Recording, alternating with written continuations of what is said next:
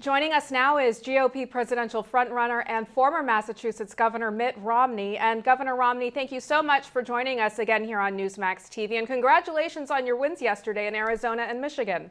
Well, thank you, Kathleen. It was very exciting to have such support both in Arizona and among Republicans in Michigan. And we're getting ready for Super Tuesday.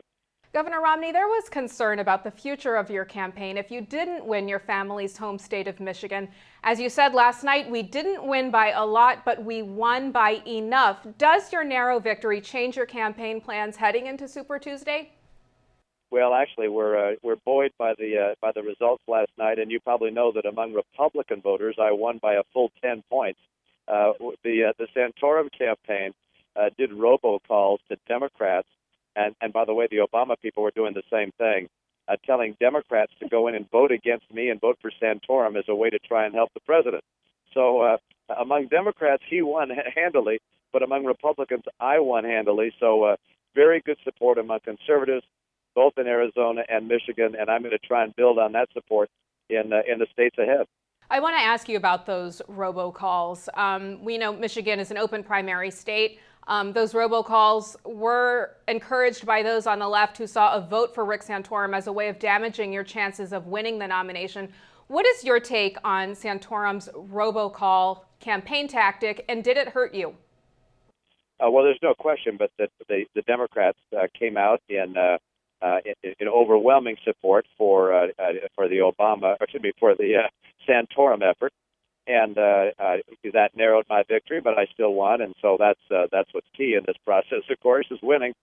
And I really think that I subscribe to what he said a couple of weeks ago. He said, when asked, he said that these primaries ought to be contests where Republicans decide who our Republican nominee is. I think it was a huge reversal of his, and I think it was a dirty trick to contact Democrats, to have a Republican pay money to contact Democrats and tell them to come into a Republican primary and vote against me. That was something akin to what the Obama people are doing. And I'll tell you, I'm not going to get in league with Barack Obama. That's in my opinion a very bad course for this process. Rick Santorum says that many Democrats and independents voted for you in New Hampshire's open primary, and there's nothing wrong with this. Your take?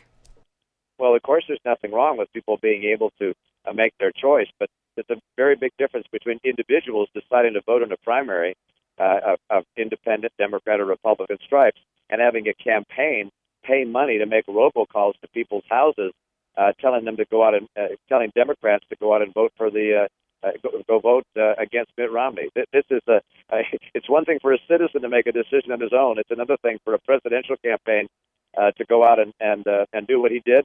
And that's why, by the way, it's been all over the newspapers. It's been all over the cable channels. This is something which is seen as Santorum in desperation, linking up with the Obama people. I mean, even Michael Moore was agreeing with Santorum, saying, "Yeah, Democrats, get out there and vote for Rick Santorum." If Democrats are telling people to vote for Rick Santorum, that ought to give Republicans something to think about. Governor, there are about 19 states with open primary elections. 5 of them are on Super Tuesday. Are you concerned that going into Super Tuesday that Democrats will continue to vote for Rick Santorum? And how do you deal with that? I think Republicans are ultimately the ones who will decide who our nominee is going to be. I know that desperate campaigns resort to desperate measures, but our campaign is doing well. I'm leading in the delegate count now. I've got a glide path, not a glide path, but a game plan to get us the nomination. We hope that if I do my job right, we build the kind of support we need, that we'll be able to get the nomination. But I'm not going to worry too much about what the other guys are doing, other than to point out when I think they're going against the kind of principles they've espoused in the past and that I think are right for our process. Let's switch gears real quickly. Your tax plan, it calls for a 20% reduction in marginal tax rates. Rick Santorum says that you plan to raise taxes on the top 1% and also limit charitable deductions. Is his complaint accurate? No, of course not. The plan I put out calls for a 20% across-the-board tax cut for those at the very high end as well as those at the very lowest end. And we will look at limiting deductions and exemptions and loopholes and special deals, and we'll do that particularly at the higher end because we want to maintain the progressivity of the tax code. But we have not decided what the limits will be for which group, and that's something which will ultimately be concluded with Congress. We'll work together with Congress to decide which deductions and exemptions are given limits. He's trying to put specificity on my plan that frankly isn't there.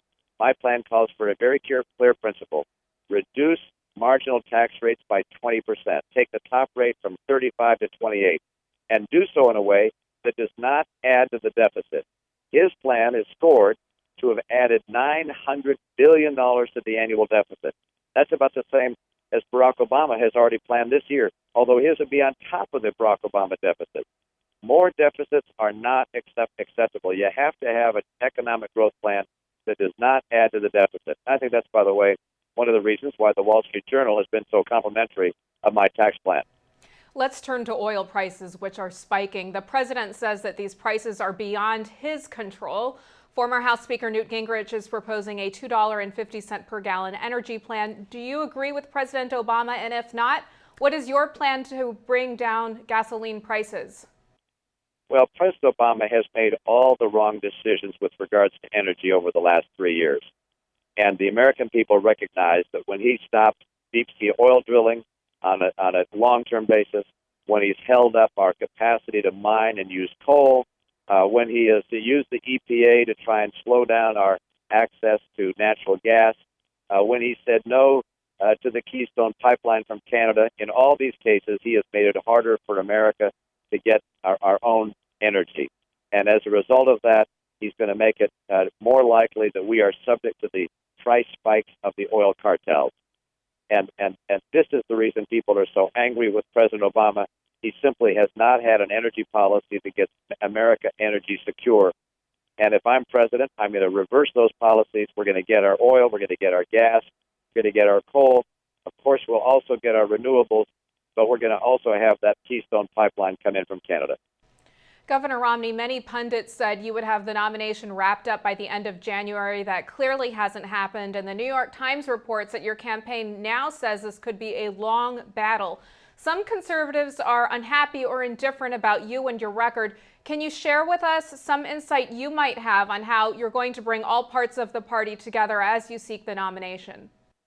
Well, I'm very pleased that so far I've received the overwhelmingly largest support among conservatives in our party, and have the most delegates to show for that. And my record is probably the best thing I can point to as governor, balancing the budget all 4 years without raising taxes and without going out and borrowing more money, cutting taxes 19 times, having the state police enforce illegal immigration laws, having English immersion in our schools, and then standing up for life. I was a pro-life governor. I was a pro-traditional marriage governor. I was one of the nation's leaders in favor of a national amendment to the Constitution defining marriage as a relationship between a man and a woman. My record as a conservative can be seen in my leadership.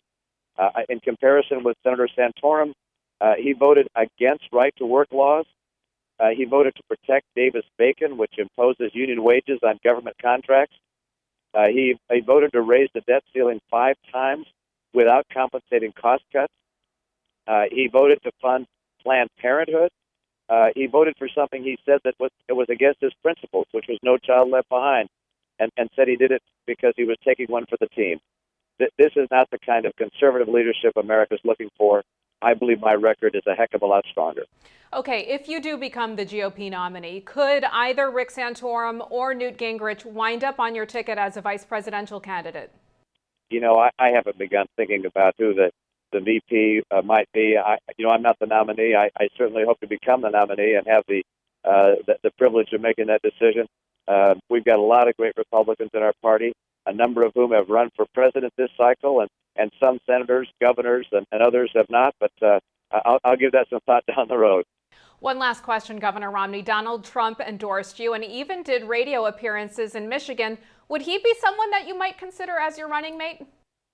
Again, I'm not going to make any speculation on running mates, but Donald Trump was very helpful in Michigan. He did a lot of radio calls and was very supportive. I appreciate his support and that of people like Governor Christie, Governor Pawlenty, Governor